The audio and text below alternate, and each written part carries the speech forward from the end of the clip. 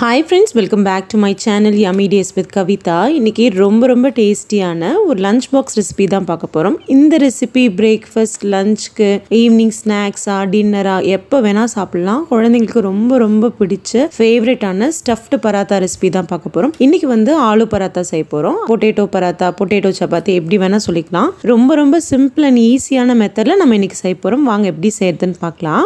2 cup கோதுமை மாவு எடுத்திருக்கேன். 2 கப்னா கிட்டத்தட்ட உங்களுக்கு 1/2 கிலோ பக்கம் வரும். அதை ஒரு பவுல்ல சேர்த்துக்கலாம். இந்த கோதுமை மாவுக்கு தேவையான அளவு உப்பு சேர்த்துக்கலாம். 2 கப் கோதுமை மாவுக்கு 1 கப் தண்ணி கரெக்டா இருக்கும். கொஞ்சமா மொத்தமா சேர்த்திடாதீங்க, அப்போ உங்களால கலந்து எடுக்க முடியாது. கொஞ்சமா ஊற்றி ஒரு கெட்டியான சப்பாத்தி மாவு பதத்துக்கு பிசைஞ்சு எடுத்துக்கலாம். நான் இப்போ வீடியோலேயே காட்டியிருக்கேன். கரெக்டாக 1 கப் தான் ஊற்றிருக்கேன். உங்களுக்கு மேக்ஸிமம் எல்லாமே அப்படியே திரண்டு ஒன்று கலந்து வரும். மீதி வந்து ஒரு 2 ஸ்பூனோ 3 ஸ்பூனோ தான் வரமாவு இருக்கும். இந்த ஸ்டேஜில் ஒரு டீஸ்பூன் எண்ணெய் சேர்த்து ஒரு 2-3 நிமிஷம் அப்படியே அழுத்தி நல்லா பிசைஞ்சு கொடுங்க. அப்போ தான் மாவு வந்து நல்லா சாஃப்டாக கிடைக்கும். இப்போ உருளைக்கிழங்கு வேக வச்சு எடுத்துக்கலாம். மீடியம் சைஸ் உருளைக்கிழங்கா ஒரு 5-6 உருளைக்கிழங்கா வேக வச்சு எடுத்திருக்கேன். ஒரு 3 விசில் வச்சா போதும். ரொம்ப வேக வச்சிங்கன்னா அப்படியே குழஞ்சி போயிடும். அது நமக்கு கலந்து விடுறதுக்கு கரெக்டாக இருக்காது. இது கிட்டத்தட்ட ஒரு 1/2 கிலோ பக்கம் இருக்கும்.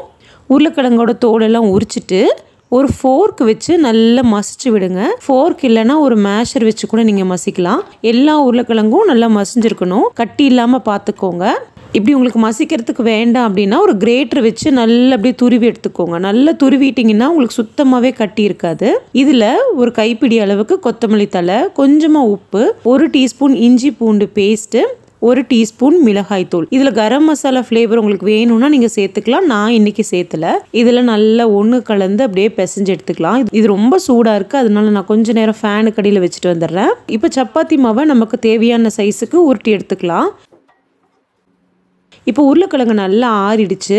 ஒரு 2 நிமிஷம் அதை நல்லா கலந்து விட்டுட்டு இந்த மாதிரி உருண்டை பிடிச்சி எடுத்து வச்சுக்கோங்க. ஓரளவுக்கு பெரிய பால்ஸாகவே பிடிச்சிக்கோங்க. அப்போ தான் நம்ம ஸ்டஃப்டு பராத்தா செய்யும்போது உள்ளே இருக்க ஸ்டஃபிங் வந்து நல்லாயிருக்கும், நிறையாவும் கிடைக்கும். இல்லைன்னா ரொம்ப ட்ரையாக இருக்க மாதிரி இருக்கும். எனக்கு 2 கப்புக்கு 8 சப்பாத்தி வரும். அதே மாதிரி இங்கே 8 உருண்டை பால்ஸ் வந்திருக்கு.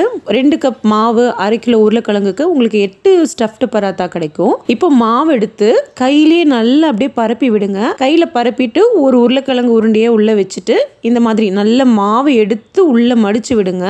கேப்பே இல்லாத மாதிரி, எங்கேயுமே ஓப்பன் இல்லாத மாதிரி நல்லா சீல் பண்ணி எடுத்துக்கோங்க. இப்போ கோதுமை மாவில் 2 பக்கமும் அப்படியே புரட்டி எடுத்துட்டு சப்பாத்தியாக திரட்டி எடுத்துக்கலாம். ரொம்ப லேசாக நம்மளால திரட்ட முடியாது. நீங்கள் ரொம்ப லேசாக திரட்டினீங்கன்னா அப்படியே சப்பாத்தியோட ஸ்டஃபிங் ஃபுல்லாக வெளியே வர ஆரம்பிச்சிடும். கொஞ்சம் ஓரளவுக்கு திக்காக இருந்தால் தான் நல்லாயிருக்கும். வெளியே வருதுன்னு நீங்கள் கவலைப்பட வேண்டாம், அது கண்டிப்பாக வரும். ஏன்னா உள்ள நம்ம கொஞ்சம் திக்கான லேயராக தான் வச்சுருக்கோம். இப்போ சப்பாத்தி கல்லை நல்லா சூடு பண்ணிக்கலாம். நல்லா சூடானதும் நம்ம திரட்டி வச்சிருந்த ஆலு பராத்தாவை சேர்த்திட்டு 2 பக்கமும் நல்ல எண்ணெய் தடவி சுட்டு எடுத்துக்கலாம். எண்ணெய்க்கு பதிலாக பட்டர், நெய் செம டேஸ்டியாக இருக்கும். அதில் என்னோட சாய்ஸ் வந்து பட்டர் சேர்த்து பாருங்கள். ரொம்ப சூப்பராக இருக்கும். இந்த ரெசிபி உங்களுக்கு பிடிச்சிருக்குன்னு நினைக்கிறேன். கண்டிப்பாக ட்ரை பண்ணி பாருங்கள். ட்ரை பண்ணி பார்த்துட்டு எப்படி இருந்துச்சுன்னு உங்கள் ஃபீட்பேக்ஸ் அண்ட் கமெண்ட்ஸை என் கூட ஷேர் பண்ணுங்கள். தேங்க்யூ.